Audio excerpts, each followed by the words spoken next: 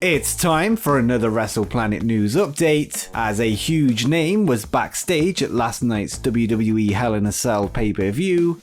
We have the identity of a promotion that's reached out to Braun Strowman, and is Brock Lesnar's WWE return imminent? All that and more coming up in today's video, but first...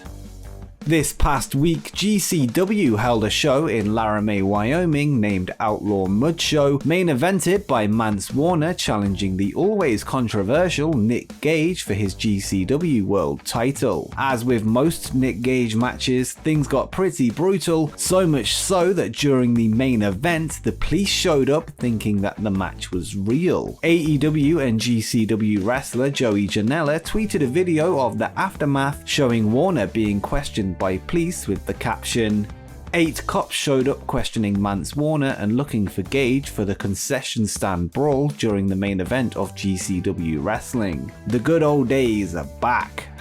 #Last Outlaws.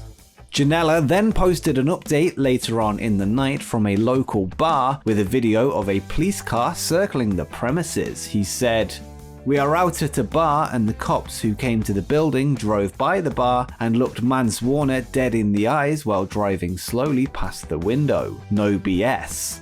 Now, I gotta say that it's entirely possible that this has all been staged, but I've done a little digging and the car shown in the bar video is 100% a Laramie police car. If we break it down, this is what I think happened. So at the GCW show, someone within GCW called the police and alerted them of a situation in the arena or bar, whatever you want to call it, which then led to the police showing up to question the two wrestlers. This is of course smart for a promoter to do, as it creates a lot of buzz, and look, we're here talking about it now. Otherwise, who else called the police? Was it a fan in the audience who already knows it's a work? Or somebody that works at the arena who also knows it's a work? Who knows? But it doesn't make any sense for it to be anyone other than the promoters themselves. Either way, it's good publicity for GCW, with many buying that this is a legitimate story. But of course, this is just my opinion. Either way, you can check out the show yourself using our Fight affiliate link in the description below if you fancy seeing it for yourself.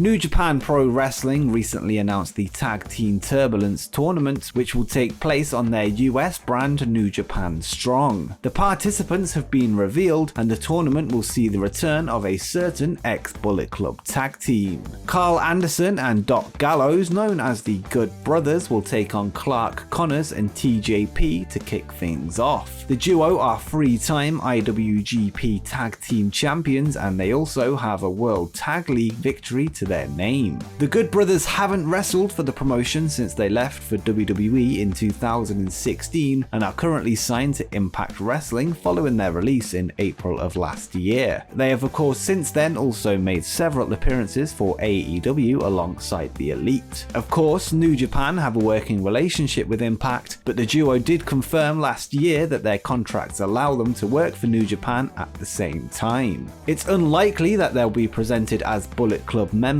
just yet, after the current members of the stable have criticised AEW's incarnation of the group as cheap knockoffs. Based on their previous accolades, the Good Brothers are likely to be considered the favourites to win the tournament, but who knows, we could see an upset.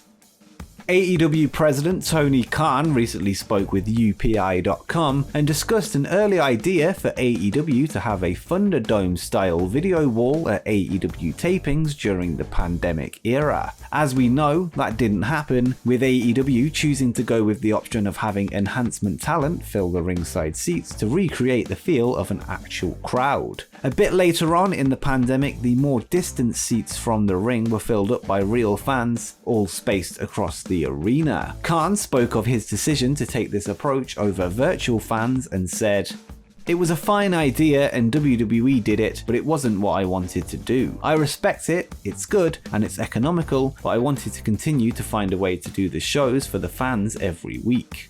And to be honest, both presentations are pretty bad for TV, especially when there was no real crowd on top of the enhancement talent, but what else can you do during a global pandemic? I'm just glad that both promotions are set to be back on the road next month. I think we all miss packed out arenas, and it really is a case of you don't know what you've got until it's gone. AEW is set to go back on the road starting July 7th from Miami, Florida at the James L. Knight Center. The show will be named AEW Dynamite Road Rager and is the first of 4 Dynamite specials in a row to celebrate the return of their touring schedule.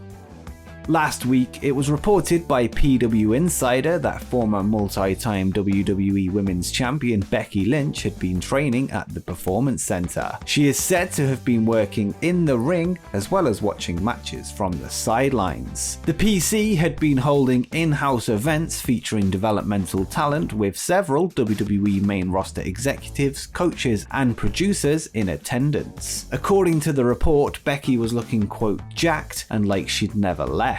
We now have an update from the same website that Lynch was spotted backstage at last night's Hell in a Cell pay-per-view at the Yuling Center in Tampa. It's currently unknown why she was there, whether it to be hold talks over a return or simply to visit her colleagues and fiancé Seth Rollins, who was victorious over Cesaro on the night. As we'll get to later, WWE are looking to stack the card for SummerSlam, so could Becky Lynch be set to give the women's division a much needed shot in the arm? I guess we'll have to wait and see. On April 15th, WWE released 9 wrestlers from the company, all of whom's future are currently up in the air. 2 of those releases were Billie Kay and Peyton Royce, collectively known as the Iconics. The duo have since stated that they plan to stick together as a team, and we now know the name that they will be using wherever they do end up. Now going by the names Cassie Lee and Jessica McKay, the popular team have now filed to trademark the name The Inspiration, spelt with 2 I's, much like the spelling of their former name, the Iconics, in WWE. The name seems like a natural transition from their former moniker and is similar enough to be recognizable. Since their release, the 2 friends have hosted their own podcast, Off Her Chops, and have spoken of their interest in working for Impact Wrestling and AEW. Interestingly, the attorney that they used to file the trademark is Michael E. Dawkins, who is the attorney for many wrestlers in AEW. Dawkins also helped the duo trademark their podcast name, as well as Peyton Royce's new singles name, Cassie Lee. Their futures are currently unknown, but they will be able to start working elsewhere starting on July 14th. As we've noted in a previous news video, many released talent have requested to shorten their 90-day non-compete clause, so perhaps we could be seeing them show up somewhere else sooner than we think.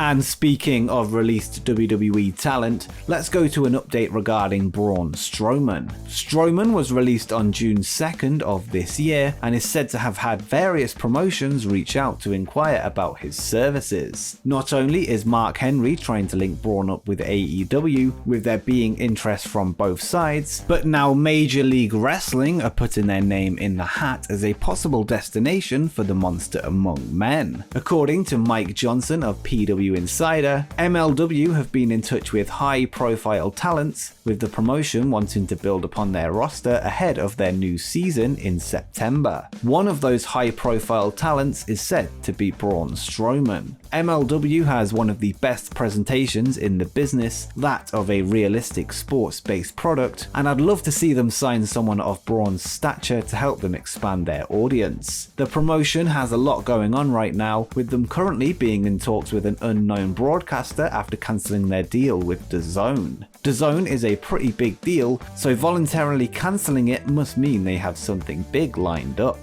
And quickly before we continue, make sure you scroll down and hit the subscribe button and turn on the notification bell so you don't miss any upcoming videos as we head towards 20,000 subscribers. But now you've done that, let's get on with the video. And finally, we have a report from Fightful that suggests that WWE fans could be seeing the return of Brock Lesnar perhaps as early as SummerSlam. Lesnar, whose contract is said to have expired shortly after WrestleMania 36 last year, is said to be in talks over a return which could be imminent if WWE has their way. WWE is considered to be, quote, all hands on deck for SummerSlam and want to pull out all the stops for the event, with John Cena also being rumoured to appear. As well as the Fightful report, Andrew Zarian, who is often on the ball with his scoops, most recently forecasting the return of the $1 Million Championship in NXT, tweeted a gif of Brock with the caption, soon. It seems it's only a matter of time before the Beast returns, with SummerSlam only 2 months away. Current WWE Champion Bobby Lashley is said to be his opponent should he make a comeback, and Lashley's manager MVP has added fuel to the fire by tweeting, Lesnar fears Lashley. Lashley is coming off the back of a pinfall win over Drew McIntyre last night in a Hell in a Cell match, but seems to be set for his toughest challenge to date. And before you go, why not check out my video where I discuss 10 cancelled AEW plans we never got to see.